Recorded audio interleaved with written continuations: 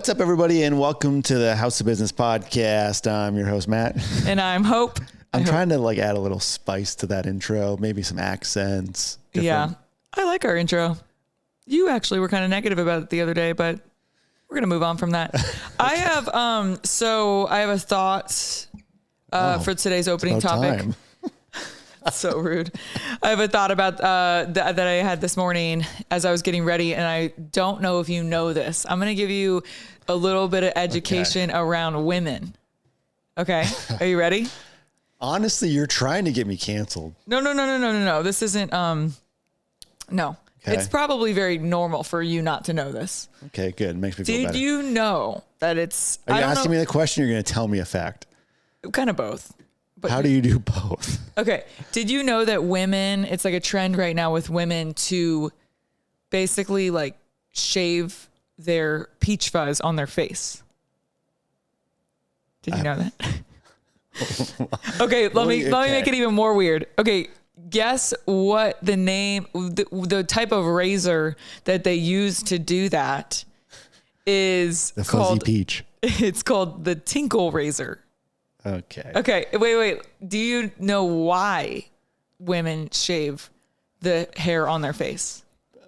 Do I know why they shave the hair on their face? Aside guess. From the fact that they don't have beards walking around?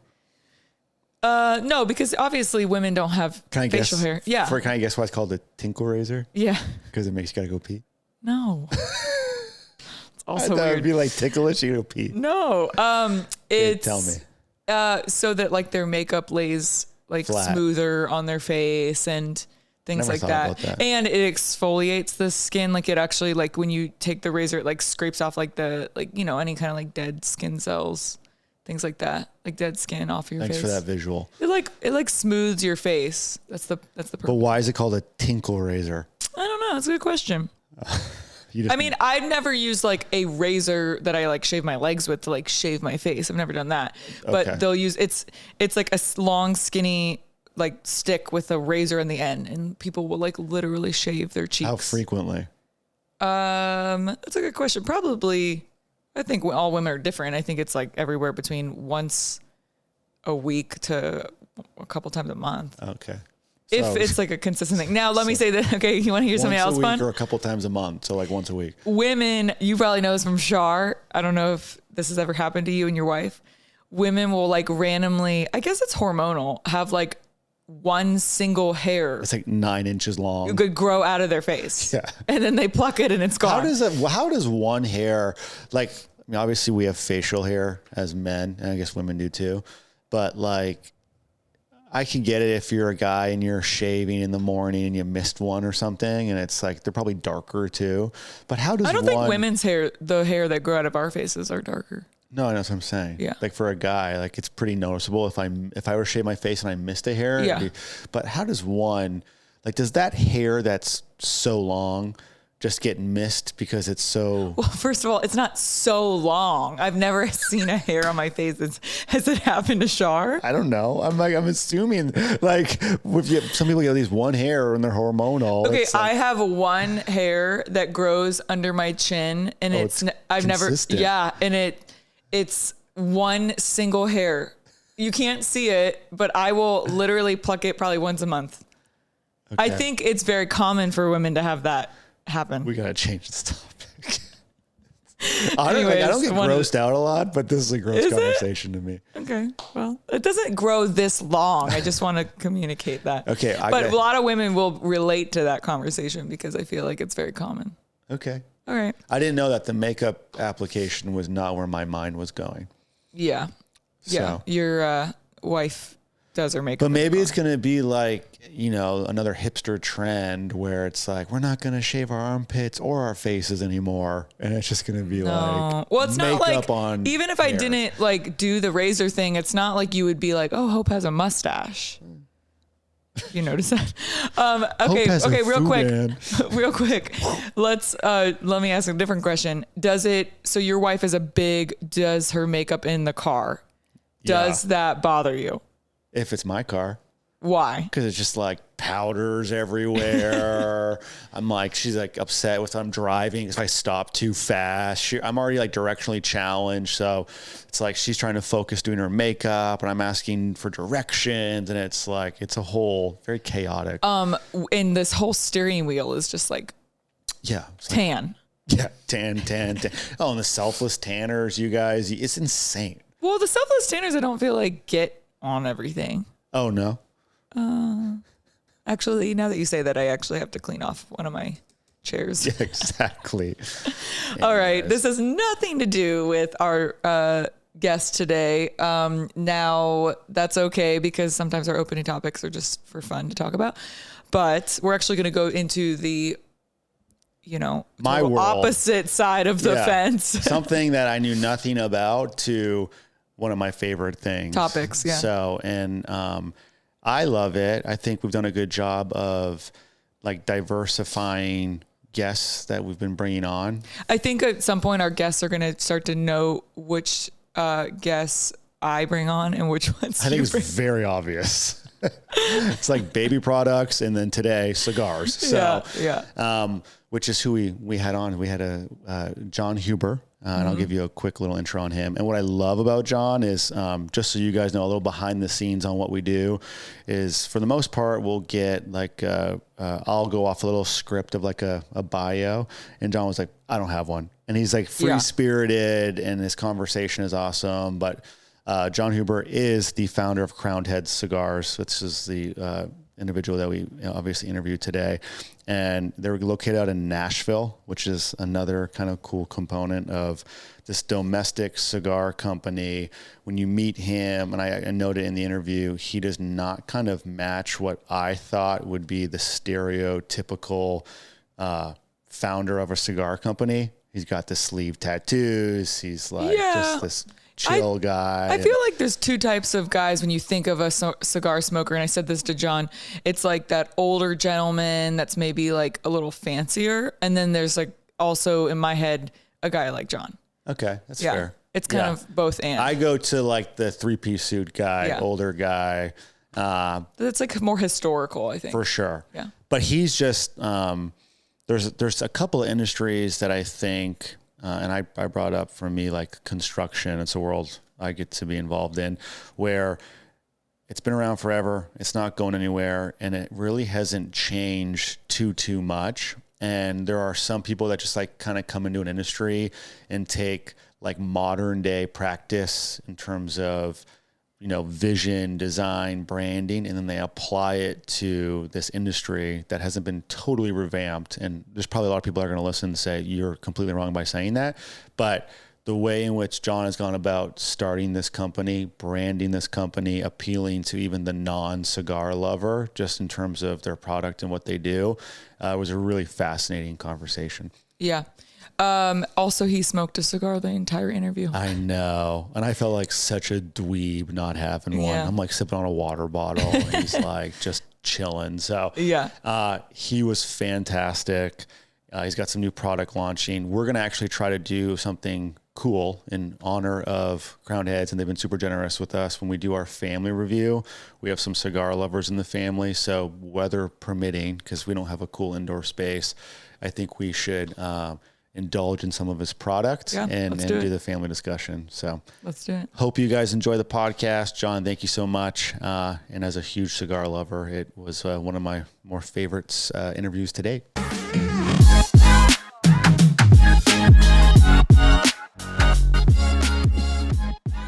Crownhead started actually like in 2000 and officially in 2011, but my last day with my previous company was December 17th, 2010. And up until then, I didn't really know what I was going to do post CAO. I didn't want to move to Richmond, Virginia to work for General Cigar. So my now business partner, who was my boss at the time, Mike Condor, asked me, about 6 months previous to the end was, do you want to do something when this is all over? And I said, yeah, no, that was about as official as it got. So we took our first meeting in late December of 10, started discussing, what the groundwork for the company was going to be. And then long story short, and by February, we made the announcement in Cigar Aficionado that we were starting this new company, Crownheads. And we started shipping our first cigars in November of 11. And Awesome. here we are. Yeah. That's What was the your Reader's first- Digest condensed version. Yeah, no, that was Trust an me. impressive. Sometimes they're like 19-minute intros and we're like Yeah. trying to decide where to intercept. But what was the first cigar you guys launched? 4 Kicks. Okay. So this is, I was setting you up for that. So how I came to know Crownheads and your cigars was a 4 Kicks cigar. So we're in South Florida here. And you have a loud reputation. You got recommended that multiple times. Yeah. So I was on a golf course where you have to smoke cigars, obviously. Right. That's the most important part to me. And I had one of my friends come up to me and was like, hey, man, I know you love cigars. You have to try this stick. And like, obviously I've had like the Padrones of the world and stuff. And I was like, what the heck is this? And it was like 4 Kicks. And the name stuck out to me. And I was like, I don't know how I know that name. So I had it, loved it. And then I couldn't find it. I didn't do my due diligence. And then the next time was like last year I was in Nashville and I was at like a local, cigar shop and it was recommended to me too. But I do need to ask you, is it true that 4 Kicks is also influenced by the Kings of Leon song? Or is that just 100%? 100%. That's why I knew you would. Yeah. It was awesome. It was a song I was listening to a lot towards the end of CAO, and it just everything lyrically fit into where I was mentally at the time, and I just thought it'd be a cool brand name, 4 Kicks, and it was just because I think there was a wine at the time too called 3 Graces, and I was like 3 Graces, 4 Kicks, and so that was the jumping off point. And at that time, the cigar was shipped to 66 doors across the country, and I thought we had hung the moon. It was like, wow, we're in 66 shops in the United States, and now we're in, I think, over 1,200. So that's crazy. Yeah, that's awesome. My firstborn son's name is Leon. So oh, really? I actually raved about your cigar so much. That's where it came from. So. Yeah. Oh, wow. Oh, I like that. Now, I was a big Kings of Leon fan, the early stuff. So that was the original. They're great. Yeah. That's awesome. So 4 Kicks, is that still your number one seller? No. Yeah. In this industry, it's like everything is. It's almost like craft beer, I guess, where everybody wants what's new and undiscovered, and they want to be the first one to kind of, that's the first question you get asked when you go to one of our bigger trade shows or something. Or what do you got that's new? What's new? What's new? So you're constantly reinventing the wheel, constantly, limited editions, regional releases, things of that nature. So. I mean, right now, our best seller will probably be Mil Diaz, which we launched in 2020. But I think what I'm smoking now, Lavaretto, will probably soon take over in terms of dollars. Yes. Why do you think it'll take over? Well, it's just a higher price point. Yeah. Mil Diaz is priced somewhere between, I want to say like 8 to 12 or 9 to 12, somewhere around there, retail per stick. And then this cigar that we just launched is retailing from $18.40 to $21.60, if my math is correct. So it's just by principle of it's twice as expensive kind of a thing. So if we just do the same number of units, it'll be our number one financial sale. Is it similar to wine where like the more expensive of cigar, the better quality? Not necessarily. No, there's a lot of value props in our portfolio. I mean, to contrast this, at the same trade show, we released a 5-pack of Juarez, a 5-pack sampler, and that was going to retail for $30 for 5 cigars. And it's a great bang for the buck value prop. It's a different customer. This cigar is more expensive just because of the time commitment that we've had to use to procure the tobaccos. Like the wrapper is aged a minimum of 4 years. So you got to get that wrapper, you got to sit on it, which is a time investment, a dollar investment, the binder, the fillers, all that are like, I'm sorry. All good. I should have turned my phone off before I did this, right? This is casual conversation. Yeah, it's okay. Not a big deal. Anyway, and the other tobaccos are aged a minimum of 3 years, and then we've got less rollers rolling them, and then we age the cigars once they're rolled a minimum of 90 days. So it's a very tedious, time-consuming process to make this cigar as opposed to, say, a Juarez or something. So it's not necessarily more money equals better value. I mean, you can find that all across the board, really. But that's with like spirits and wine too, to your point, Hope, where I enjoy the cigars or anything along those lines where there's definitely the threshold where, you buy a bottle of wine, the difference between a 12 and let's say a $25, $30 bottle of wine, you can definitely tell the difference. But frankly, you know, you've been blessed to have a couple of great bottles of wine that are a couple $100. But sometimes you just want a Coppola Rosa or something right. with your spaghetti at night. You know what I mean? Exactly. I agree. Yeah, I agree. So where does your passion for cigars and motivation come from? And then also, what is your first memory of smoking a cigar? Your first cigar? Do you have first cigar? Well, I'll answer the second first. But my first cigar, quote unquote, would probably be like a backwoods, those things you bought in the grocery store. Yeah. And like right when I'd graduated college, me and my roommates, it was like 4 of us living in this like 2-bedroom dump in Westwood, California.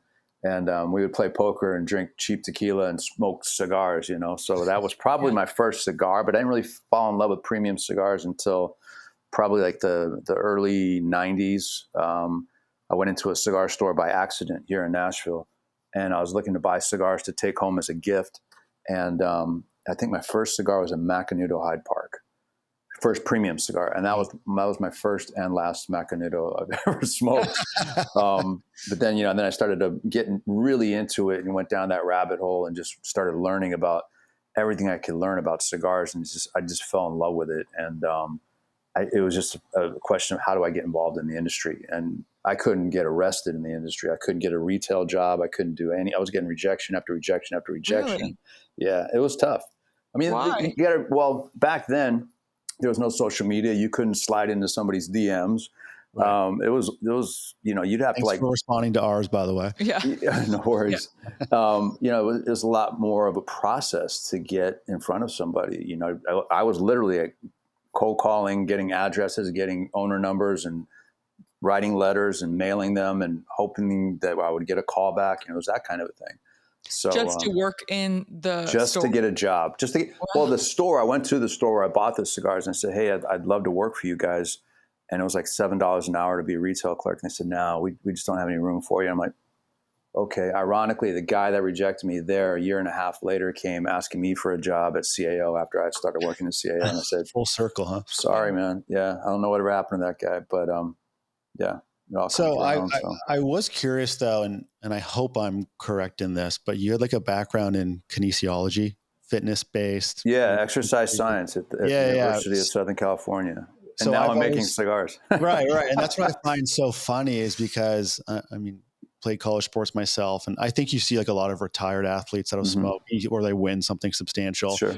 But I definitely got hooked on it while I was still and I still try to exercise a healthy lifestyle. And for me, I said, you have to have pleasures in this world. Right. And to me, it's a cigar.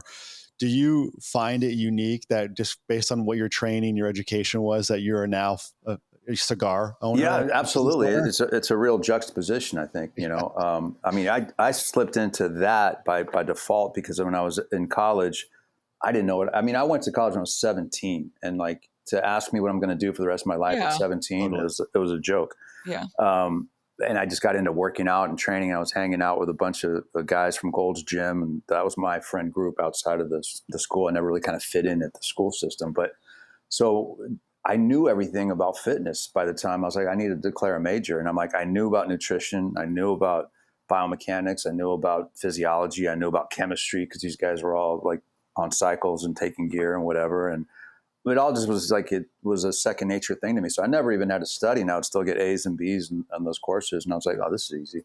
Yeah. So that's why I just stuck with it, you know? And then after I got out of school, I was like, what am I going to do now? And I actually got a job at the Sports Connection as a trainer. And then I got promoted to the Sports Club LA as a trainer, and it just kind of all fell into my lap. And that was it. But then, you know, that came to a stop, and you kind of go, okay, what am I going to do with the rest of my life? And found myself in Nashville, and I just did a lot of soul searching, like what is it that I'm passionate about? And I kind of literally almost whiteboarded it in my mind, like listing all the things. And I came down to something that would have to be like agriculture, like naturally grown, a romance, a history. And I narrowed it down to wine and cigars. Those are the two things that I really wanted to get involved with, and I could see making a career out of. And I chose the right route. I chose cigars because, I mean, it's still one of the few products that I could think of as far as consumable goes that's made by hand. There's no machines. There's no chemical additives. There's nothing. It's the same way it was done 100, 200 years ago. So I love the romance. I love the tradition. I love all the old Cuban brands and everything, and the history of it all. And that's what keeps me going with it. I love that It component tells of a it. story. Yeah, it tells really a does. story, and it also like allows you to sit down and tell stories with others. That to me is the draw, right? Like this day and age, and you know, it's the common. I call it the common denominator, because you can go into a cigar shop, and there could be a doctor, a lawyer, a plumber, a teacher, and they'll all be like, "Hey, what are you smoking? Oh, you like Fuente? Oh, yeah, I got a Padron over here." Blah blah blah blah. You know, and all of a sudden you're striking up a conversation. It just erases all the socioeconomic barriers, and it's the barber shop of today, I guess, more or less. You know. Yeah, that's well said. That is well said. Yeah, it definitely. We were talking about that. It's so much more than a commodity. It's an experience, and very similar to wine. Like if you're not a cigar smoker, that wine I feel like falls. And now, what drew me away from wine was I visited some of the wineries in Napa and Sonoma at one point, and I saw that, contrary to what I thought, there was still a lot of machinery used in the process. Really? Oh yeah, because I mean, you got to crush the grapes, and there's these huge like metal vats and everything, and yeah. Cigars. Once I got down to the factory and saw like literally how from a seed to the end on the shelf, it was just like all by hand, just meticulous, like the sorting of the tobacco by color, by weight, by thickness. It was all like, it was an art. And I still have so much respect for that craft of premium cigars. That's what really, I have a lot of respect for it. I feel very humbled every time I go to a factory. Every time I'm working with somebody like an Ernesto Perez Carrillo or a Jaime Garcia. I mean, it's just, I'm just humbled, honestly. Yeah. I don't know if it's a good comparison, but by day I work in the construction and development industry, and just to see like some of these tradesmen who work with their hands, which is like a dying breed. It's a marvel, right? Like there is a true. Yeah, who's going to do that if that generation? You know what I mean? It's like you're not going to get AI to build a house, right? Right. I'm trying, but it's just like, well, who are you going to call AI when your plumbing's done? Like these things and these lessons learned that are passed down through generations. And what's also even cooler when it's like father, son, like third generation who have been doing it. Like you can't get that quality from machinery. So I agree with what you're saying. I did want to ask you, get your perspective, and maybe it is because our world's gotten much smaller through technology and social media. But I mean, I'm a puppy to this. I've been smoking cigars for maybe 10 years. I definitely feel like if you had to add a couple of things in the portfolio of what's cool nowadays, I feel like cigars are at the forefront. Would you say that they've always just been a trendy, cool thing to do for, the it crowd or general people? Or would you say that over the last couple of years, it's taken off a little bit more? There's probably been a bit of a resurgence recently, like they've called it a mini boom. Cause like when I got into it, I didn't know anybody that was smoking cigars. I found a copy of Cigar Aficionado magazine in a wine store, and I was like, oh, there's actually a magazine about this. I just ate it up. But I mean, back then I'm like, I didn't really pay attention if it was like the cool thing to do. And then right after I got into it, it became the cool thing to do. Like on the cover of Cigar Aficionado magazine, I remember one year it was like Arnold Schwarzenegger, Demi Moore, the list goes on. Every A-list celebrity wanted to be on that magazine. It was just like, it was really cool. And I remember the first trade show I went to, it was called RTDA at one time. And the guest speaker was an old actor, Hollywood actor named George Hamilton, real tan guy. You can Google him, but he's like, you look up Hollywood and it's like George Hamilton. And he was just going on and on about cigars. And I just sat there in awe, and I'm like, wow, this is like the coolest industry in the world. And I'm in it. I'm like, this was like beyond me. I was like, damn, this is, you know what I mean? It was cool to me. And outside of that though, I mean, then, there's been cycles where it kind of cools off, and then there's a whole anti-smoking movement that pushes it to the back burner. Now there's a resurgence of cigar smoking again. And you see, I mean, just here in Nashville, I mean, I couldn't even tell you how many stores have opened in the last 5 years in Nashville. Premium cigar stores. It's so crazy. I went to Nashville. I mean, mind you, I'm talking Broadway. There was maybe like one or two shops that I could get to. And this was probably, you're right, like 6 or 7 years ago. And they were there like a year ago. I was like, this place is popping off with cigar shops. It's the place to be. So it's incredible, the growth of Nashville as a whole, but just at the cigar market as well. I mean, you've got private lounges, you've got clubs, you've got retail shops going up. I mean, it's blown up. It really has. Yeah. And it's funny that you said the George Hamilton, because when you like think of cigar smoking in the 90s or 2000s, like that kind of is who I would think of that does that. And now I feel like it's multi-generational. It's not just your 60-year-old man. It's no. The customer, to your point, the customer has changed dramatically when I got into it. When I got into it, it was that 60-year-old guy that came into the shop and bought his box of H. Upmans once a week, and that you couldn't get him off that brand. Now, there's a lot of younger smokers that are coming in. They want, again, the craft beer kind of comparison where they want to try what's new. And you just want to get in their rotation, you know. And now it's the Tatuajes, the Illusions, the Crownheads, and you know, these kind of, they call them boutique brands, but I think that's a terribly overused term. But yeah, I mean, I go to trade shows and like I talk to guys that are like early 20s that are big fans, and it's interesting to me. Yeah, and they, you know, they'll go in and they'll ask the cigar, like whoever's selling the cigars, like, talk me through this. Like they'll go, you know, what's the difference between these ones? And people are interested in the research or all of those things. Today's consumer is much more educated than when I got into it. When I got into it, there wasn't. Now with social media, with the online internet, all these blogs, forums, what have you. I mean, everybody knows Jalapa is a sweeter version of Nicaraguan tobacco. Esteli is more peppery. Nobody knew that back then as a consumer. That was just kind of like trade stuff. And now consumers are very, very into it. Well, I also feel too, something that you guys are doing a great job at, and I just feel like your appearance is a great example of it, is like when I think of somebody in the cigar world, I mean, I go right back to like 3-piece suit, slick back, like, and then I see you come on, I'm like, you're literally a walking billboard of how it's changing, right? Like and Hope, I mean, transparently, she's not a huge cigar smoker, but you've made a brand that appeals to people that don't just love cigars, right? Like we'll look at your website, just like the brand, and Hope this is her world. It's very impressive. So are you the mind behind that, who's created this brand, and not just about cigars? Almost or personality. How did that come to be? Well, yeah, I mean, to me, it was very intentional, because I didn't want to, when I had the opportunity to do Crownheads, I told my business partner, Mike, and I just said, I don't want to create CAO 2.0. That was fun, but I want to do something different.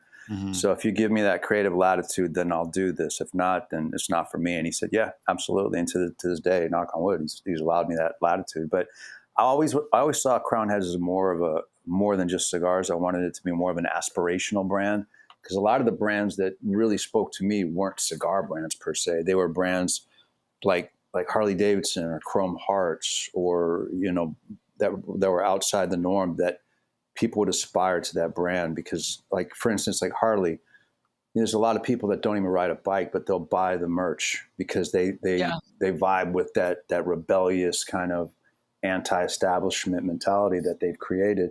And that's what I always saw for Crownheads. I wanted it to be bigger than just cigars. So, you know, I don't know, we're not anywhere near that, but I mean, we do have people that will buy our merch and stuff just because they think it's a cool design, or it's just whatever. But that was always kind of intentional for sure.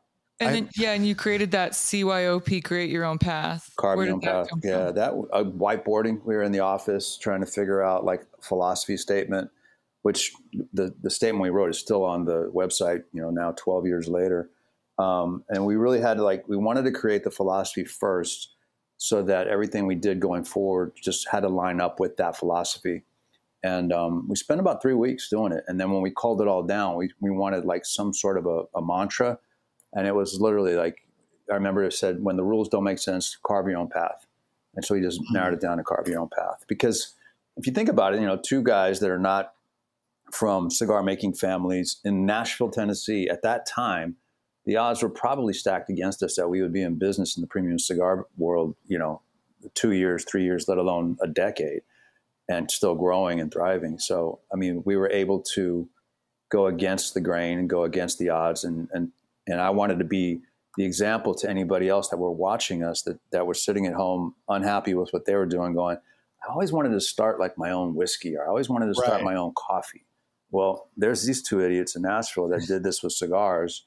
Why can't I do it? Yeah. Yeah, exactly. So I kind of wanted people to aspire to that message and then just be inspired by it as well. So, yeah, I did want to, so just to kind of go back on entering the space, because I sit there and I'm like, you see these titans of the industry, right? And Yeah. like I said, Padron or like Fuente, all these guys. Yeah. And then you come along, like, is there like a gatekeeper, like old boys club that's hard to, penetrate, or like, how do you even survive that without them trying to come in and squash it? Or is it, welcome with open arms? We like it's family.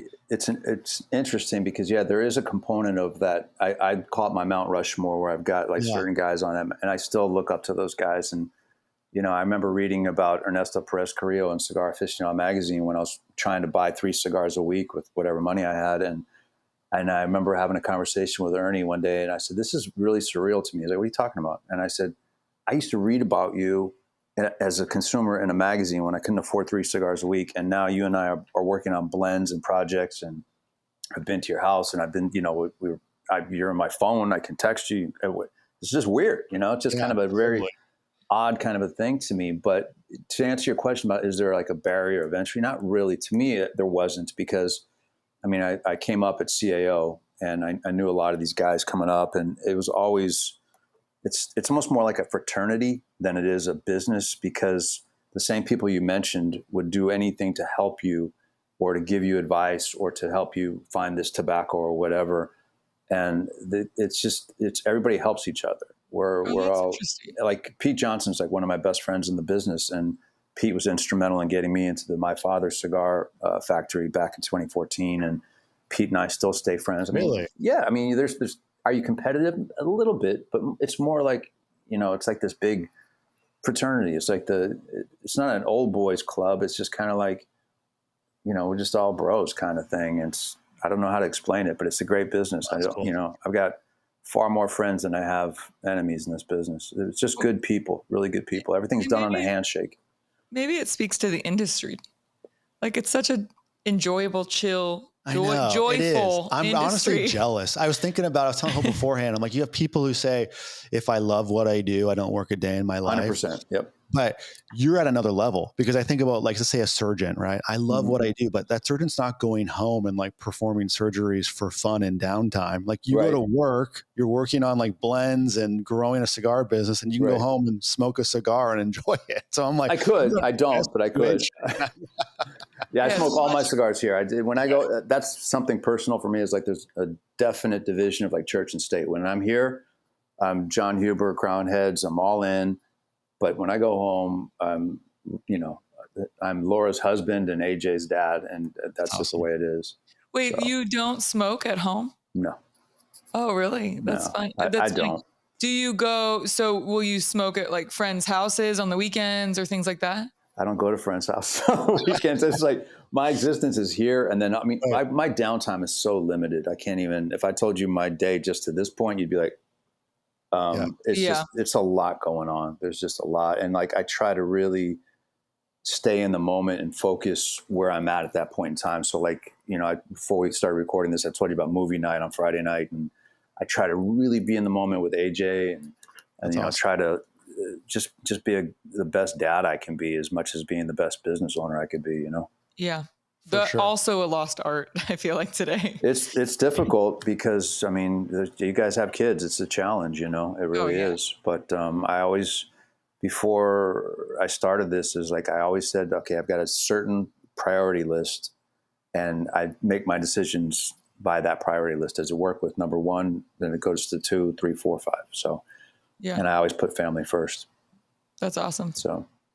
In fact, I bring my wife and my daughter up with me wherever I travel. Like, my daughter's had her passport since she was 8 months old. Oh, nice. Yeah. She's been in the Dominican Republic like 3 times. She's been to Hawaii 7 times. She's been to Mexico. She's been everywhere. So, do you take her to the factories and things like that? No, I've never taken them to the factories, because if for no other reason other than I just have no free time when I'm in a factory. Like, I am like, I wake up, I get picked up, I get taken to the factory, and then I'm in the factory until dinner. And then I get dinner, and then I go to sleep. So there's no downtime. And I don't think my wife or my daughter really want to see a cigar factory. So We've actually, speaking of cigar factories, we've interviewed a couple of coffee companies, and it's like their bean selection process of them going over, just going like the taste, the blends, all of that. Is it similar for you picking kind of essentially your tobacco leaves on what you want to do for your blends when you go over there? Or the process is similar. Like there's a selection of different tobaccos, and you want to know how much tobacco you've got to create this blend. Like you can create a great blend, but if the yield's only 5,000 cigars, it's almost pointless. So there's a lot of that, but I rely on like their Ernesto Perez Carrillos and the Garcias and the Radio Pichardo. Yeah. These are the guys that make me look good. I mean, all of my job is to validate what they're putting together. I have a jumping off point, and I know enough about tobacco that I can say, okay, let's start with this, and then let's adjust it until I approve the blend. But they're the ones that are putting it all together, 100%. I'm just more like, my position is more like the creative director, you know? Yeah, I mean, you're good at it. It's like, I look at a guy like Pharrell Williams, who's the creative director for Louis Vuitton. He probably doesn't know how to cut and sew, but he surrounds himself with the best people that could cut and sew. And he just has an eye and a feel and a vibe. And he just says, I want this or I want that. That's basically what I do. That's actually a great example as to how I would place you for that, for sure. Yeah. You know, and I also feel like, and what you're doing right now, and like a Pharrell, is his eye for something. Like there's people that have an eye for a trend that's already happening, but you're looking around the corner, right? Of like what hasn't 100%. Happened yet, right? Yeah. And that's, I mean, you can't really teach that. Well, and it's understanding the consumer, you know, as one, you are one, you know, what would they be looking for that they don't even know they want yet? That is a big component of it. And, you know, I started off as a cigar consumer, as a geek, as a fan, and I still am. I mean, I still get excited to get in the office and I think about what I'm going to smoke that morning with the coffee and what I'm going to do. And I start mapping out my day on the drive in. And it's the creative process is really what keeps me going. And it's just an outlet. If I didn't have that, and like I had a desk job where I had to like, you know, okay, when you finish this stack of papers, you can go home, I would probably off myself because I would be absolutely miserable. How many cigars do you smoke a day? That's could range from, I would say at the least 2 to 3, at the most 4 to 5. Okay. Yeah. But I'm not just smoking an inch and putting it down. I'm like smoking the entire cigar to see how it evolves in the profile, how it finishes and everything like that. So there's definitely an art to, so we just went on a vacation and I'll do a couple a week, but I definitely did a couple a day in Jamaica, which I loved it.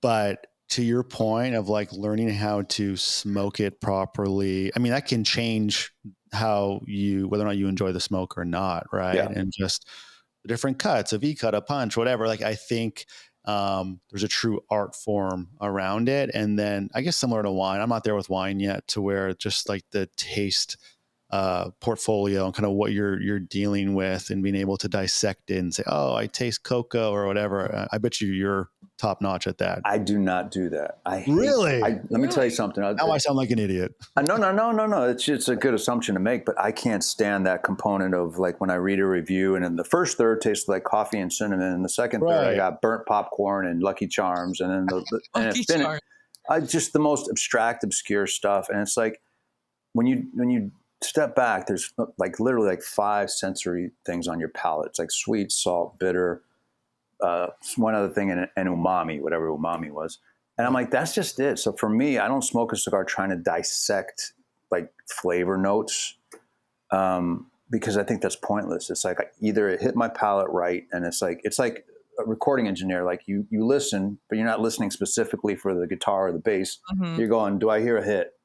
Right. Is there a single here? Is it this gonna hit? That's how I smoke cigars. I don't try to pick it apart at all. I feel way better about myself now. That actually makes more sense the way you just described it. You're looking for the melody. A lot of these like online media guys or bloggers, they think that the more esoteric and out there flavor descriptors they can put out, the more intelligent they sound like. Like, oh wow, that guy got all of that. Wow, he must have a great palate. That's a good point. Most of it is honestly BS. Yes. And I've also come to me too. I mean, I used to think, I need a Churchill, the biggest cigar possible. But now I'm like, no, I don't need as big of a cigar. The gauge matters to me, how it's burning. And that all of that comes together to me. And I'm like, burn well, smoked great, taste was awesome, full body, whatever, and that's it. And if you smoke what you like, you know what I mean, you smoke what you like, and that's what it comes down to. Period. One of our favorite last questions that we like to ask, and then we'll add one more too. Yeah, I have one more question after the last question. Sure. Knowing what you're good at, your skill sets. I know you talked a lot about like that creative side that you have. Let's say you never walked into that cigar store that one day. What could you have seen another career path for yourself? And not wine. You can't say wine. Yeah. No, I can't say wine because I gave up drinking wine 4 years ago. So there you go. So that was that. I would probably say I would have started like some sort of a streetwear brand. That's my other passion of just design. Like, and you know, I'm not talking about like couture and like suits because I mean that's not what I wear, but like T-shirts, hats, accessories, that kind of thing.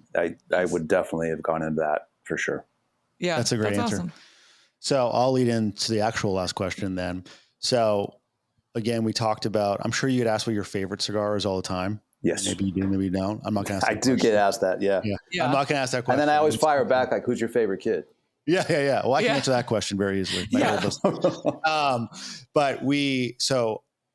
to the point of, and again, and we talked about, you know, the more expensive premium cigars. We named our dog Opus because I'm like, I love Opus. Oh, that's X. awesome. That was a huge fan. Love that cigar. So I'm like, okay, but I only get that on like special occasions. There's probably better bang for your buck. So what would you say right now is the best underrated cigar under the radar that people aren't raving about yet, but you're like, I'm telling you right now, this is a banger. It could be your own brand. It could be somebody else. It doesn't matter, but I'm curious to know what your thoughts are. That's a good question because right now I have the stuff that I have been smoking outside of our circle.